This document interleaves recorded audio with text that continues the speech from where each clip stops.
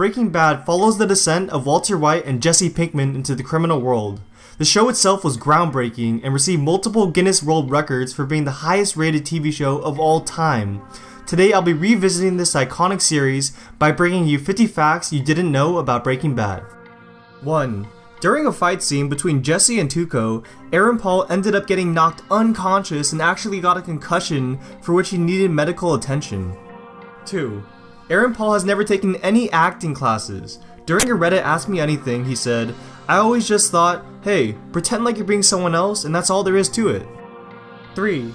Due to the success of the show, some drug dealers have actually started adding blue dye to their crystal meth in an effort to brand their product. 4. Additionally, the blue crystal meth seen in the show is just rock candy. 5. Bryan Cranston knows the exact process for cooking meth because DEA chemists taught him how to cook it for some of the scenes. 6. Vince Gilligan produced The X-Files, which had episodes featuring Bryan Cranston, Dean Norris, and Aaron Paul. 7. John Cusack and Matthew Broderick both turned down the role of Walter White. Then Vince Gilligan showed AMC execs Bryan Cranston in an episode of X-Files and they were sold. 8. Mythbusters has shown that no amount of hydrofluoric acid could have ever eaten through that tub. 9. Aaron Paul spent hours with addicts and ex-addicts when researching the role of Jesse. He said it enabled him to see a very different side of people. 10. There was a Spanish remake of the show called Metastasis.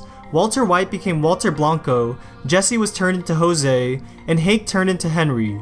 Needless to say, the show was terribly reviewed as they managed to cram all 62 episodes into only a time frame of 3 months.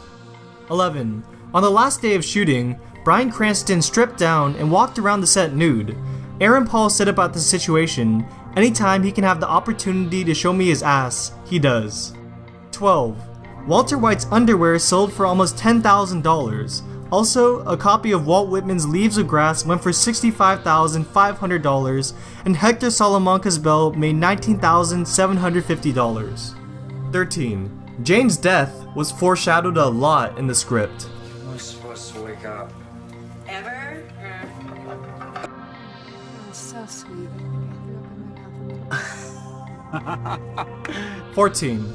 Dean Norris, or Hank, was offered a role on a comedy sitcom during the filming of the first half of Breaking Bad Season 5. Norris suggested to creator Vince Gilligan that perhaps killing Hank within the first 8 episodes would be a great ending, but Gilligan politely denied his request. 15. The plane crash at the end of Season 2 is very much like the 1986 Cerritos mid-air collision. In fact, the name of the junior air traffic controller who was guiding the plane prior to the crash was also named Walter White. 16. In the final episode, the camera focuses on a New Hampshire license plate which is branded with the state's motto, "Live free or die." Not only is this the name of the Season 5 premiere, it also speaks to both the fate of Jesse and Walt. 17. This scene is very reminiscent of an iconic moment in Quentin Tarantino's film Reservoir Dogs. Walt and Jesse's positions are the same as the characters in the 1992 movie, and the names bear some striking similarities. Steve Buscemi's name is Mr. Pink in Reservoir Dogs, and Harvey Keitel's is Mr. White. Sound familiar? 18. Color symbolism was present throughout all of Breaking Bad.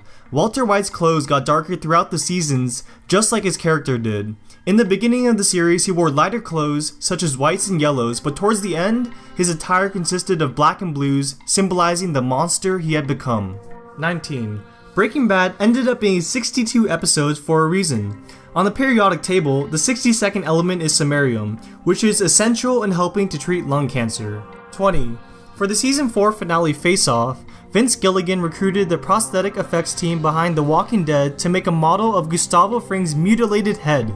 The model was then digitally blended with Giancarlo's real head, a process which took months. 21. Walter White's house in Breaking Bad has been the real-life home of a woman called Fran since 1973. She admits that a lot of artistic license was taken with the property's interior by the production designer, and that Gilligan originally wanted to cover the pool up. And she doesn't mind the hundreds of cars that slow down in front of her house every month. 22. The Sage Neuroscience Center in Albuquerque is using Breaking Bad to help get new Mexicans off drugs. The state has the highest rate of addiction in the US.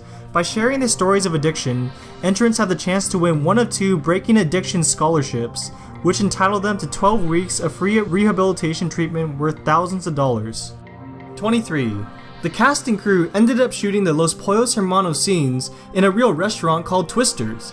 The show's art department painted the fictional logo inside the building. Gilligan said, "I believe it stayed up there for months on end. For all I know, it might still be there to this day. It is indeed still in place, probably because Twister's has become quite the tourist attraction." 24.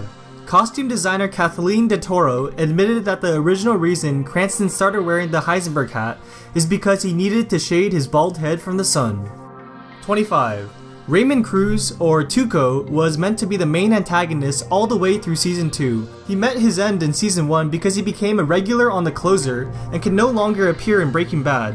When Gilligan realized there was only one way Tuco's story could go, he remembered Mr. Roberts, the Henry Fonda movie in which Jack Lemmon's character is always blowing up things on this old Navy ship with mercury fulminate. Gilligan explains in Breaking Bad, the official book, that he was relieved to find out that mercury fulminate kinda sorta looked like crystal meth, and with that, one of the formative Heisenberg moments was created.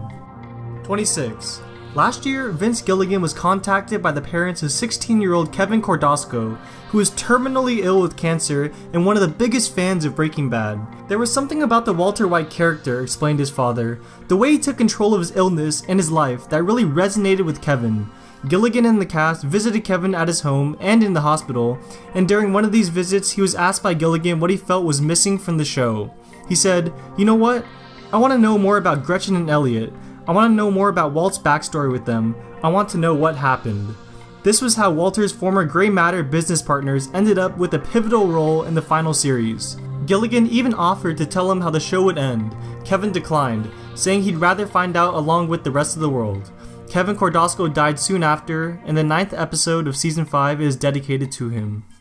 27. Breaking Bad was originally supposed to be shot in Riverside, California, but the location was ultimately changed to Albuquerque, New Mexico. That change of setting has certainly been a boom for the New Mexico tourism industry. Local businesses have taken advantage of the hit show's worldwide popularity and cashed in by producing all manner of Breaking Bad related products. These include blue meth candy, blue meth donuts, locally brewed Heisenberg dark beer, and even custom-made Heisenberg Pez dispensers. 28. Methylamine, the chemical that led to the train robbery, isn't really that hard to make. In fact, some chemists have suggested that it could be synthesized in a kitchen sink without too much difficulty, but that wouldn't make for good TV. 29. Jonathan Banks had a much smaller part, but was given a bigger role in Mike when another actor was unavailable to work. 30.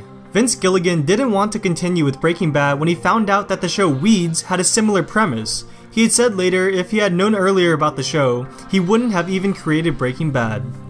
31. While filming a scene featuring Wendy the prostitute, filming was interrupted by a person who thought she was a real hooker and tried to pick her up. 32. When Dean Norris auditioned for Breaking Bad, he thought it was a comedy. This led to him portraying a deeper version of the character than the writers had intended. 33. A total of 269 people have died throughout Breaking Bad, including the plane crash. 34. After watching Season 5, Episode 14, Ozymandias, George R.R. Martin called Walter White a bigger monster than anyone in Game of Thrones, and vowed to do something about that in his next book. 35. Nearly 2 decades before landing the role of Walter White, Bryan Cranston was in the Power Rangers.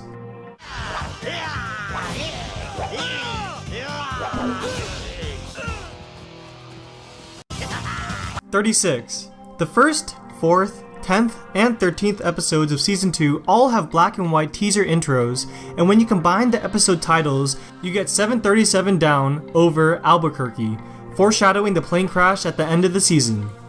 37. In a scene that Vince Gilligan called a 1 in a million shot, Bryan Cranston managed to throw the pizza onto the roof in the very first take. 38. While filming the episode during which Walt kills Mike, the entire crew wore black armbands to mark Jonathan Banks' final episode. 39. Walt Jr. actor RJ Mitty does have cerebral palsy, but not as severely as his character and can walk without crutches. In fact, he needed to learn how to walk with crutches for the show. 40. Marius Stan, Walt's boss at the car wash, has a PhD in chemistry. He decided to go into acting in his 40s, with Breaking Bad being his first role. 41. Walt Jr. is the only major character that Jesse never meets. 42. As Walt drives back to New Mexico in the final episode, he listens to a song called El Paso by Marty Robbins. It tells of a guy who returns to the town where he is a wanted man to find the woman he loves, Felina, which is where the episode gets its name. 43. As well as being an anagram of finale, some have pointed out that Felina can be split up into Fe, Li, and Na, the chemical symbols for iron, lithium, and sodium, or in other words, blood, meth, and tears. 44. Aaron Paul and Bryan Cranston got Breaking Bad tattoos to commemorate their time on the show. Paul's tattoo says "No Half Measures," which is the name of an episode from season 3 and a reference to a moment between Walt and Mike. And as you can see, Cranston got a very tiny tattoo of the show's logo. 45. Unlike most dramas, which tend to decrease in popularity as they go on, Breaking Bad only got bigger. Through most of its run, the show was bringing in a steady viewership of 1.5 million, which is still pretty impressive, but as it entered its last season, things began to pick up. The first half of season 5 saw audience numbers jump by 1 million, and once it entered its final run, the series was easily breaking 5 million, with the finale bringing in a whopping 10.28 million. 46. The Breaking Bad casting team actively tried to insert comedy people into the show. Talking about it, Gilligan said, "It wasn't like we went looking to hire comedians, it's just that I've got a theory that if you can do comedy, first of all, you have to be able to act, and there are plenty of stand-up comedians who are not actors, but if you are an actor at heart and you're also a comedian, you can do drama." Bryan Cranston, Bill Burr, Lavelle Crawford, and Bob Odenkirk are some of the notable comedians cast in Breaking Bad. 47. Jonathan Banks was so good during his audition that the casting note read, "Does it get any better? So good."